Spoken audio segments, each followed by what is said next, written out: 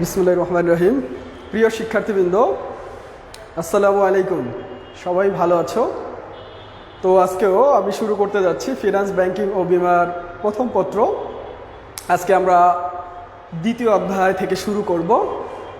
তার আগে একটু বলে নেই, এর আগে আমরা প্রথম পত্রের প্রথম অধ্যায়ের অর্থায়নের সূচনা এটা আমরা শেষ করেছিলাম। আমি বলেছিলাম এখানে আমরা কিছু সৃজনশীল কোশ্চেন আলোচনা করব। তো সৃজনশীল কোশ্চেন আলোচনা করার জন্য, এটা তোমরা সবাই নিশ্চয়ই জানো, আমি এখানে সবগুলো টপিকস পড়িয়েছি। তারপর একটু বলে নেই যে অনেকেই মান বন্টন নিয়ে একটু সমস্যায় থাকে যে আসলে কিভাবে মান বন্টন হয়। আমাদের ফিনান্সের ক্ষেত্রে, সৃজনশীলের ক্ষেত্রে আমরা জানি এখানে 4টি কোশ্চেন থাকে। ফার্স্ট কোশ্চেনটি থাকে জ্ঞান, দ্বিতীয় কোশ্চেনটি থাকে অনুধাবনমূলক, এবং তৃতীয় কোশ্চেনটি থাকে প্রয়োগ, আর চতুর্থ কোশ্চেনটি হচ্ছে উচ্চতর দক্ষতা।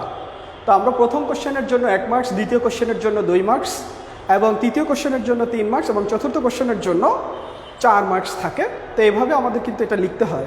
তো লেখার নিয়ম হচ্ছে যে প্রথম যেটা জ্ঞানমূলক হয়, এটা সাধারণত বেশিরভাগই অর্থাৎ যদি আসে এরকম অর্থায়ন কাকে বলে, এটা জ্ঞানমূলক, এটা লিখতে হয় কাকে বলে, এতটুকুই লিখতে হবে 1 মার্কসের জন্য। দ্বিতীয় যেটা আছে সেটা যদি এরকম থাকে, অর্থ অর্থায়নের মধ্যে পার্থক্য বা অর্থ অর্থায়নের মধ্যে কি সম্পর্ক বিদ্যমান, তো এখানে অর্থ সম্পর্কে লিখতে হবে, অর্থায়ন সম্পর্কে লিখতে হবে, 2টা প্যারা আকারে লিখতে হবে। তো এখানে এরপরে যেটা আছে, যেটা আমরা প্রয়োগ অর্থাৎ এটা আমরা উদ্দীপক থেকে অ্যান্সার করব। এরপরে যেটা আছে, তো 4টা বিষয় নিয়ে কিন্তু ওই লাস্টের যে কোশ্চেনটা উচ্চতর দক্ষতা, সেখানে আমরা অ্যাপ্লাই করব।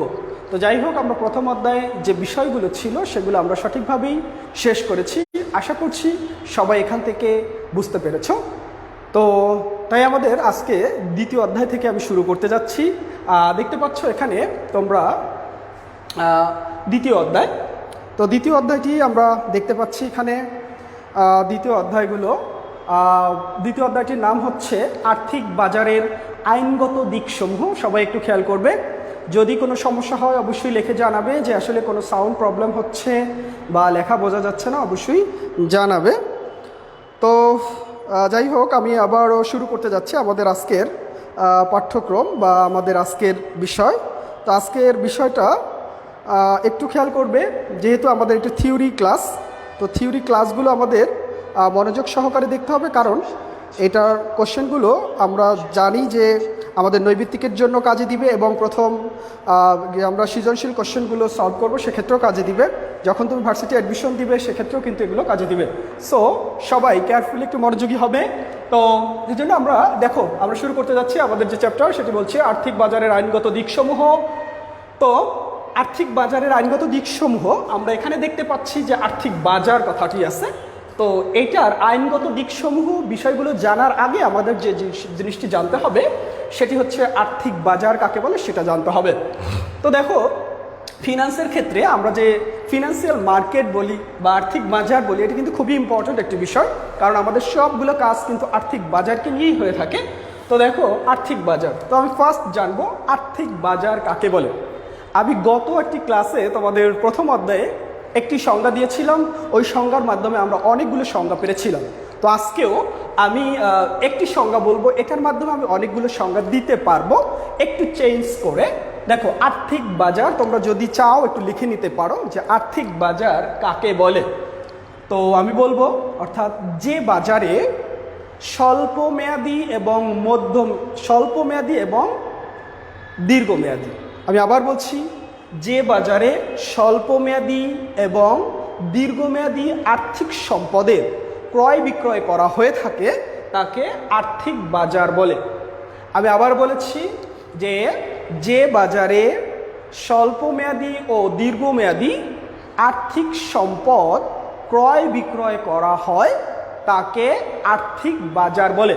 তো আর্থিক বাজার, খেয়াল করো, আর্থিক বাজারে মূল বিষয় যেটা সেটা হচ্ছে স্বল্পমেয়াদী, অর্থাৎ এখানে স্বল্পমেয়াদী এবং হচ্ছে দীর্ঘমেয়াদী, স্বল্পমেয়াদী এবং দীর্ঘমেয়াদী বা স্থায়ী, এ কথাটা লিখলে ভালো হয়। স্বল্পমেয়াদী বা স্থায়ী যত আর্থিক সম্পদ আছে এই সম্পদগুলো ক্রয় বিক্রয় করা হয়ে থাকে তো তোমরা কিন্তু অবশ্যই এখানে যারা অ্যাটেন্ড থাকবে, আমি আবারও বলেছি, যারা অবশ্যই তোমাদের নাম সেকশন লিখে দিবে। তো স্বল্পমেয়াদী এবং দীর্ঘমেয়াদী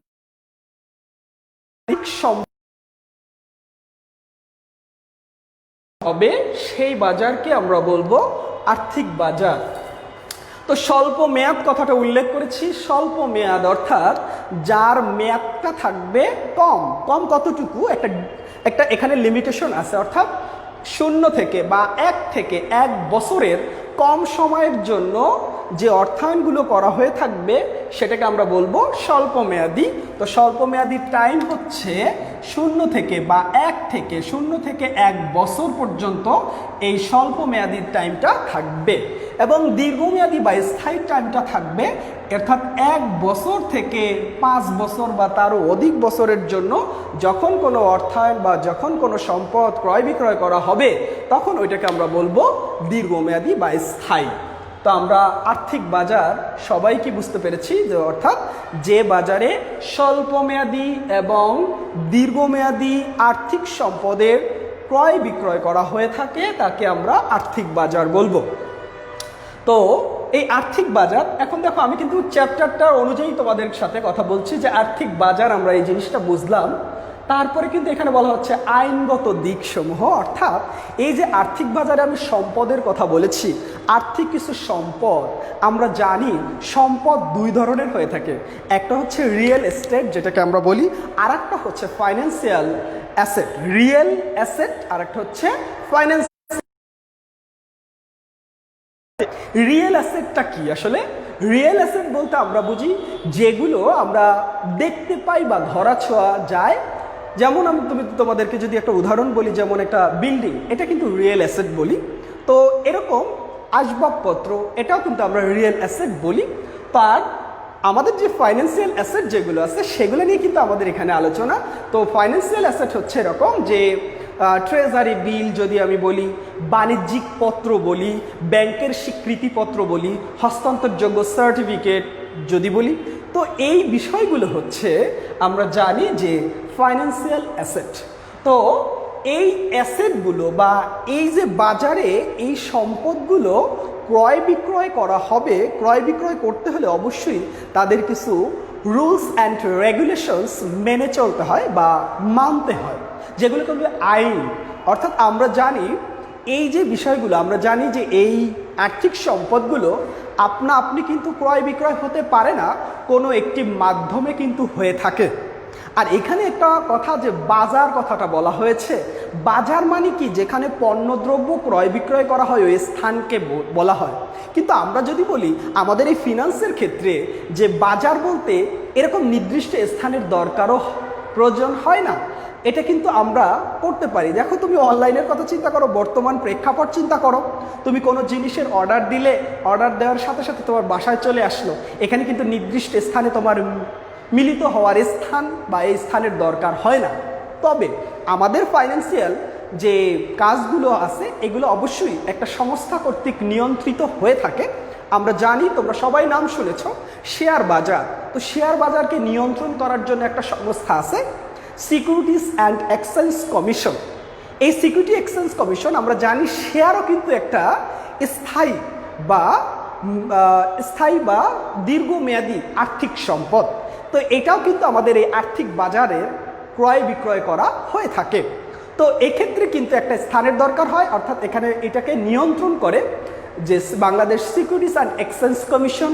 এটা একটা নিয়ম মেনে চলে 1993 সালে, মনে রাখবে। এটা প্রতিষ্ঠিত হয়েছিল 1993 থেকে। ওই 1993 সাল থেকে এই যে শেয়ার বাজারগুলো আছে এগুলো সে তদারকি করে থাকে। এরপরে আরেকটা যদি বলি, আমাদের বাংলাদেশের যে ব্যাংকগুলো আছে, কারণ আর্থিক বাজারগুলোকে বা আর্থিক বাজারের দেখাশোনা করার মূলত তারাই করে থাকে বা তারাই এই লেনদেনগুলো করে থাকে। যেমন আমি যদি বলি ব্যাংক, বাংলাদেশের ব্যাংক যতগুলো আছে এই ব্যাংকগুলোর মাধ্যমে কিন্তু এই আর্থিক বাজারের লেনদেনগুলো হয়ে থাকে। তো আরও বিমা প্রতিষ্ঠান আছে, নন ব্যাংকিং কিছু প্রতিষ্ঠান আছে, এই প্রতিষ্ঠানগুলোই কিন্তু এই আর্থিক বাজারের দেখাশোনা করে থাকে। তো তারাও অবশ্যই একটা নিয়ম মেনে চলে বা আইন মেনে চলে। তাদের একটা আইন আছে, বাংলাদেশ ব্যাংকের যে আইন, সেটা হচ্ছে 1991 সালের আইন অনুযায়ী সে তার এই সমস্ত কাজগুলো করে থাকে। তো দেখো, আমরা যেটা বলেছিলাম যে আমাদের এই আইনগত দিক, যে এই আইনগুলো তাদের মেনে চলতে হয়। এক্ষেত্রে আমরা কতগুলো আইন জানবো, যেমন বাংলাদেশ সিকিউরিটিজ অ্যান্ড এক্সচেঞ্জ কমিশনের যে নিয়ন্ত্রণ করে সেটার আইন আছে, তারপর হচ্ছে বাংলাদেশ ব্যাংক আছে, যেটাকে আমরা কেন্দ্রীয় ব্যাংক বলি, সকল ব্যাংকগুলোকে সে দেখাশোনা করবে, তাদেরও আইন মেনে চলতে হবে। এরপর হচ্ছে বিমা কর্তৃপক্ষ, অর্থাৎ বিমা উন্নয়ন কর্তৃপক্ষ আছে, তারাও কিন্তু আইন মেনে চলবে। এবং আরেকটা হচ্ছে ক্ষুদ্র ঋণ কর্তৃপক্ষ। তো এগুলো হচ্ছে আইনগত দিক। অর্থাৎ আমরা এখন বুঝতে পারলাম যে এই অধ্যায়ে আমরা কি আলোচনা করব, অর্থাৎ আর্থিক বাজার নিয়ে আলোচনা করব, এবং এই আর্থিক বাজারে তার কাজগুলো সঠিকভাবে সম্পাদন করবে এই যে আইনগুলো, তা অবশ্যই কি মেনে চলবে। তো এখন আসো, আর্থিক বাজার আমি সংজ্ঞা বলেছিলাম, তো সংজ্ঞার মধ্যে আমি দেখতে পেয়েছিলাম একটা হচ্ছে স্বল্পমেয়াদী আর একটা হচ্ছে দীর্ঘমেয়াদী। তো দীর্ঘমেয়াদী সম্পদ ক্রয় বিক্রয় করা হবে। তো এখন দেখো, যদি আমি বলি দুইটা ভাগ, দেখো আর্থিক বাজার এমনি দুইটা ভাগে ভাগ হয়ে গেছে। একটি বাজারে হচ্ছে স্বল্পমেয়াদী অর্থের বা স্বল্পমেয়াদী আর্থিক সম্পদ ক্রয় বিক্রয় করা হয়, আরেকটি বাজারে হচ্ছে দীর্ঘমেয়াদী বা স্থায়ী যে সম্পদগুলো আছে, এই সম্পদগুলো ক্রয় বিক্রয় করা হয়। তাহলে আমি বুঝতে পারলাম খুব সহজেই আর্থিক বাজার কয় ধরনের। তোমাদের কাছে কোশ্চেন, তোমরা অবশ্যই কমেন্টস বক্সে জানিয়ে দেবে যে আর্থিক বাজার কয় ধরনের হয়ে থাকে। এই যে এখানে দুইটি বললাম, একটা হচ্ছে স্বল্পমেয়াদী, একটা হচ্ছে দীর্ঘমেয়াদী, তার মানে খুব সহজেই বুঝতে পেরেছ যে আর্থিক বাজার আসলে কয় ধরনের হয়ে থাকে। তোমরা একটু কমেন্টস বক্সে জানিয়ে দাও, আমি একটু পড়ে নিব। দেখো, এখানে আর্থিক বাজার, এখানে দুইটা বিষয় দিয়েছি, একটা হচ্ছে অর্থ বা মুদ্রা বাজার, আর একটা হচ্ছে মূলধন বা পুঁজি বাজার। তার মানে আমি কিন্তু এখানে বলি না এখনো যে আর্থিক বাজার কত প্রকার, কিন্তু এটা তোমরা সহজেই বুঝতে পেরেছ যে আসলে আর্থিক বাজার কয় ধরনের। তো আমি এখানে লিখে দিয়েছি অর্থ বা মুদ্রা বাজার, আর একটা হচ্ছে মূলধন বা পুঁজি বাজার। তার মানে আমি বুঝতে পারলাম যে আর্থিক বাজার দুই ধরনের, একটি হচ্ছে অর্থ বা মুদ্রা বাজার, একই নাম অর্থ বা মুদ্রা বাজার। পরীক্ষা আসতে পারে মুদ্রা বাজার কাকে বলে, আবার বলা থাকতে পারে অর্থ বাজার কাকে বলে, একই অ্যান্সার। তো অর্থ বা মুদ্রা বাজার, আরেকটি হচ্ছে মূলধন বা পুঁজি বাজার। তো মূলধন বা পুঁজি বাজার দুইটি নামই আমি কিন্তু এখানে দিয়ে দিয়েছি যাতে তোমাদের মধ্যে কনফিউশন সৃষ্টি না হয়। তো মূলধন বাজারও যা, পুঁজি বাজারও তা। তার মানে আর্থিক বাজার কয় ধরনের, কে কে অ্যান্সার করেছো এখানে আমি একটু দেখব। আচ্ছা, বোর্ড ক্লিয়ার না? বোর্ড তো অনেক ক্লিয়ার, একটু ওয়েট করলে আমরা হয়তো এগুলো দেখতে পাবো। তাহলে আমাদের এখানে আর্থিক বাজার কয় ধরনের, কেউ অ্যান্সার করতেছো না? আর্থিক বাজার কয় ধরনের, আমি বলছি আর্থিক বাজার কয় ধরনের? আচ্ছা, ওখানে সব ঠিক আছে, অনেকে লিখছে। আচ্ছা, আর্থিক বাজার কয় ধরনের তোমরা কমেন্টসে আমি জানাতে বলছি। তো আর্থিক বাজার কয় ধরনের লিখে দাও, কিন্তু এখানে কেউ দিচ্ছ না কেন অ্যান্সার? অ্যান্সারটা লিখে দিতে বলছি। আর্থিক বাজার কয় ধরনের? আর্থিক বাজার দুই ধরনের। ফারজানা রহমান দুই ধরনের লিখছে, মুনতাহা ইসলাম যারা দুই ধরনের। আর কোনো অ্যান্সার নাই কেন, দুইজন কেন? আচ্ছা, আমি কিন্তু এখানে অংশগ্রহণ আরও সবাইকে চাচ্ছি, একটু সবাই ইনফরমেশনগুলো জেনে নিবে, কারণ আমাদের অনেকগুলো ইনফরমেশন এক্ষেত্রে জানা লাগবে। এক্ষেত্রে তুমি ভার্সিটি অ্যাডমিশন দিতে গেলে এগুলো লাগবে, বা আমাদের এই ইন্টারমিডিয়েটের জন্য তোমাদের অবশ্যই এই বিষয়গুলো জানতে হবে। আর এজ লাইক এ কমার্সের স্টুডেন্টসও তোমাদের এগুলো অবশ্যই জানতে হবে। তো যাই হোক, এখানে দেখো আমরা কি বলছিলাম যে আর্থিক বাজার কয় ধরনের? দুই ধরনের। একটি হচ্ছে অর্থ বা মুদ্রা বাজার, আরেকটি হচ্ছে মূলধন বা পুঁজি বাজার। তো আজকে আমি যে বিষয়টি আলোচনা করব সেটি হচ্ছে অর্থ বা মুদ্রা বাজার নিয়ে আলোচনা করব। তাহলে তোমরা সহজেই বুঝতে পারছো যে অর্থ বা মুদ্রা বাজার কাকে বলে। তাহলে আমি বলতে পারি অর্থ বা মুদ্রা বাজার হচ্ছে আর্থিক বাজারের সেই অংশ যে অংশে স্বল্পমেয়াদী সম্পদ ক্রয় বিক্রয় করা হয়। অর্থাৎ আমি আবার বলছি, অর্থ বা মুদ্রা বাজার হচ্ছে আর্থিক বাজারের সেই অংশ বা সেই বাজার যে বাজারে স্বল্পমেয়াদী অর্থের লেনদেন হয়ে থাকে বা স্বল্পমেয়াদী সম্পদের ক্রয় বিক্রয় করা হয়ে থাকে। তাহলে আমরা কি বুঝতে পারলাম যে অর্থ বা মুদ্রা বাজার কাকে বলে? তাহলে অর্থ বা মুদ্রা বাজার হচ্ছে সেই বাজার যে বাজারে স্বল্পমেয়াদী অর্থের বা স্বল্পমেয়াদী সম্পদের ক্রয় বিক্রয় করা হয়ে থাকে, সেই বাজারকে আমরা বলবো অর্থ বা মুদ্রা বাজার। তো এখন আসো, এই অর্থ বাজারের কিছু উপাদান আছে। অর্থাৎ অর্থ বাজার কোনগুলো এই অর্থবাজারে ক্রয় বিক্রয় হয়ে থাকে, বা অর্থবাজারে কি কি সম্পদ আছে বা কি কি স্বল্পমেয়াদী সম্পদ আছে, সেই সম্পদগুলো আমরা জানবো। তো দেখো উপাদান, উপাদান মানে এর বাচ্চা কাচ্চা কি কি আছে দেখবো। তাহলে অর্থ বা মুদ্রা বাজার কি কি আছে একটু দেখো। এখানে অর্থ বা মুদ্রা বাজারের ফার্স্ট উপাদান দেখতে পেলাম ট্রেজারি বিল। খুবই ইম্পর্টেন্ট একটি কোশ্চেন, যেখানে তোমার কোশ্চেন বিভিন্ন রকম আসতে পারে ট্রেজারি বিল নিয়ে। তো আমি ট্রেজারি বিল নিয়ে ডিটেলস আলোচনা করব, একটু মনোযোগ সহকারে শুনবে। কারণ দেখো ট্রেজারি বিল দিয়ে অনেক কোশ্চেন পরীক্ষায় আসে। ট্রেজারি বিল ইংলিশেও ট্রেজারি বিল বলে, বাংলায় ট্রেজারি বিল বলে, এটি একটি ইংলিশ শব্দ। তো যাই হোক, ট্রেজারি বিল, তাহলে ট্রেজারি বিল কাকে বলে? আমরা ফার্স্ট জানলাম ট্রেজারি বিল হচ্ছে অর্থ বা মুদ্রা বাজারের একটি অন্যতম উপাদান, স্বল্পমেয়াদী। এটা কিন্তু কি উপাদান? স্বল্পমেয়াদী। আর এটা হচ্ছে স্বল্পমেয়াদী সম্পদের একটি উপাদান। তো ট্রেজারি বিল তোমার যদি বলে যে নিচের কোনটি স্বল্পমেয়াদী আর্থিক সম্পদ, তাহলে আমার আনসার হবে ট্রেজারি বিল। তো ট্রেজারি বিল কাকে বলে? এখন আসো, ট্রেজারি বিল বলতে কি বুঝি সেটা আমাকে খেয়াল করতে হবে।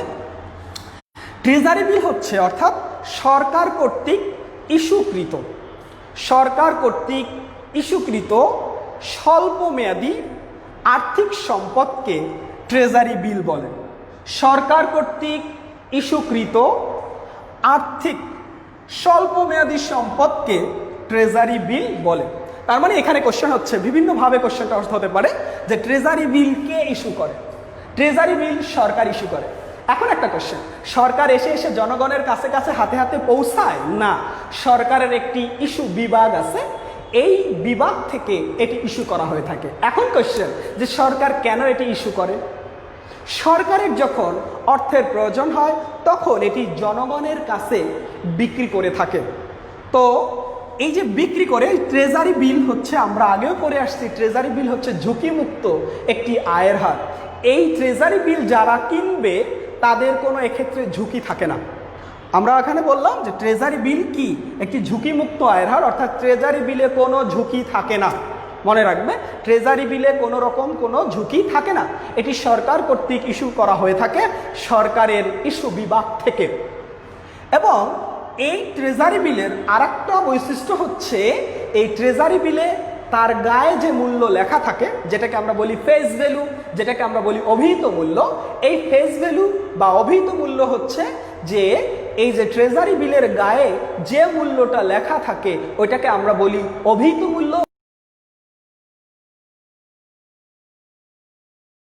মূল্যে কি হয়? বিক্রি হয়। তো এইটার জন্য ঝুঁকি থাকে না। সাপোজ দেখো, যদি বলা হয় একটি ট্রেজারি বিলের গায়ে লেখা আছে 10,000 টাকা, কিন্তু এটা বিক্রি করা হচ্ছে 9,000 টাকা, তো তুমি কি করলে? 9,000 টাকা দিয়ে কিনলে। কেনার পর এখানে যে একটা টাইম দেওয়া আছে 1 বছরের কম সময়, অর্থাৎ 0 থেকে 1 বছরের কম সময়ের মধ্যে, তো এই সময়ের মধ্যে তুমি আবার এটা অন্য কোনো কোম্পানির কাছে বিক্রি করতে পারবে, বা সরকার এটা আবার কিনে নিবে, বা সরকারের কাছে আবার ফেরত দিবে। সেক্ষেত্রে কিন্তু তোমাকে কি করবে? তুমি 9,000 টাকা দিয়ে কিনেছো, তোমাকে 9,000 টাকা দিবে না, কারণ ওর গায়ে যে মূল্যটা লেখা আছে ওই মূল্যটাই সে কি করবে? তোমাকে দিবে, অর্থাৎ তোমাকে 10,000 টাকা দিবে। এক্ষেত্রে তুমি কিন্তু 1,000 টাকা লাভ করতেছো, বা তোমার লাভ হচ্ছে কত? 1,000 টাকা। এখানে কোনো রকম কি নেই? ঝুঁকি নেই। আমরা ব্যাপারটা বুঝতে পেরেছি যে ট্রেজারি বিলে কোনো ঝুঁকি থাকবে না, আর ট্রেজারি বিল সরকার কর্তৃক ইস্যু করা হয়ে থাকে, তার ইস্যু বিভাগ থেকে। তো আমরা কি ট্রেজারি বিল নিয়ে আরেকটু কথা বলি। 17 সালের পরিসংখ্যানে দেখা গেছে, বা 17 সালের স্ট্যাটিস্টিকে দেখা যাচ্ছে যে ট্রেজারি বিল 3 ধরনের হয়ে থাকে। কয় ধরনের হয়ে থাকে? 3 ধরনের হয়ে থাকে। এটা একটা কোশ্চেন, 3 ধরনের ট্রেজারি বিল আমরা দেখতে পাই। 3 ধরনের কি কি, কত সময় হতে পারে একটু খেয়াল করো, যে 91 দিন হতে পারে, 91 দিনের জন্য একটা ট্রেজারি বিল হতে পারে। এরপরে হচ্ছে 182 দিন, 182 দিন, এরপর আরেকটা হতে পারে 364 দিন। তাহলে ট্রেজারি বিল 3 ধরনের হয়ে থাকে, 91 দিনের জন্য হয়ে থাকে, 182 দিনের জন্য হয়ে থাকে, 364 দিনের জন্য হয়ে থাকে। তাহলে 3 ধরনের আমরা এই ট্রেজারি বিল দেখতে পারি। তো বাংলাদেশ ব্যাংক আমরা জানি এই ট্রেজারি বিলগুলো সংরক্ষণ করে থাকে। তো আমরা আবার বলবো যে এই ট্রেজারি বিল কিন্তু সবাই কি করতে পারে না, বিক্রি করতে পারে না। তার জন্য কিছু প্রতিষ্ঠানকে নির্দিষ্ট করে দেওয়া হয়েছে। এখানে আমরা জানি বাংলাদেশে 12টি ব্যাংক এবং 3টি নন ব্যাংকিং প্রতিষ্ঠান আছে। বাংলাদেশের 12টি ব্যাংক এবং 3টি নন ব্যাংকিং প্রতিষ্ঠান আছে। এই ব্যাংকগুলোই কিন্তু জনগণের কাছে বাংলাদেশ ব্যাংকের হয়ে, বাংলাদেশ সরকারের হয়ে এগুলো বিক্রি করে থাকে। তাহলে আমি ট্রেজারি বিল নিয়ে কিছু ইনফরমেশন বলেছি। ফার্স্ট বলেছি এটা হচ্ছে স্বল্পমেয়াদী